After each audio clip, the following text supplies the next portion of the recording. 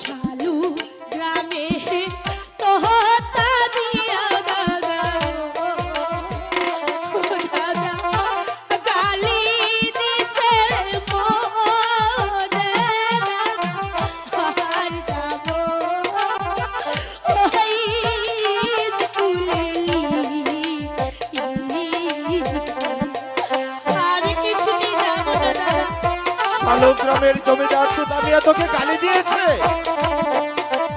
ঠিক আছে বোন, আমি তোর জন্য বাড়িতে মাস্টার রেখে দিব, তোর আর স্কুলে যেতে হবে না।